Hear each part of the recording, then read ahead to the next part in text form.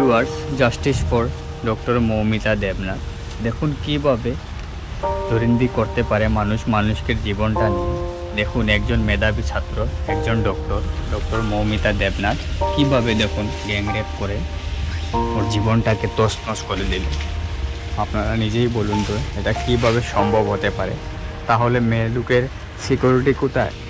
সবাই বলছে সব কিছু ঠিক আছে, তাহলে থেকে এইসব কী হচ্ছে? আপনারা একটু নিজের চিন্তা ভাবনা করে বলুন তো। যে মেয়েটা ঘর থেকে বেরিয়ে মাকে বলে গেছে মা আমি ডিউটিতে যাচ্ছি, সেই মেয়ে আর যে কখনো ঘরে ফিরে আসবে না, সেই মাকে এই কথাটা বিশ্বাস করতে পারবে?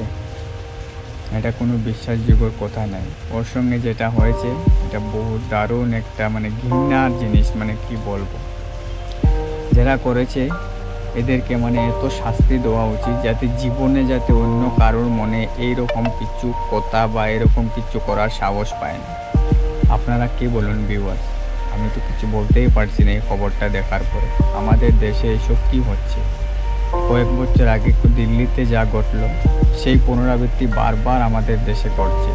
এই বিষয়টা নিয়ে সবাইকে কিন্তু চিন্তা করা খুব দরকার, না হলে আমাদের দেশের এই অবস্থা কি হবে, দেশের রাজ্যগুলোতে কি হচ্ছে। দেখুন এই ডক্টরটা, এত মেধাবী ডক্টরটা দেখুন কিভাবে নিজের জানটা একটু একটু করে তড়পে দেখুন নিজের জানটা দিয়ে দিল। এইসব শোনার পরে আর মাথাতে কোনো কাজ করে না। কি বলবো বলুন? আপনারা নিজেই একটু চিন্তা ভাবনা করুন তো আমাদের দেশে এইসব কী হচ্ছে। এটাই বলবো যাতে জাস্টিস ফর মৌমিতা যেটা হ্যাশট্যাগ চলছে ওইটা যেন জাস্টিস পায়। ওর সঙ্গে যে সব করেছে ওদেরকে যেন কড়া শাস্তি ফাঁসি দেওয়া হয়।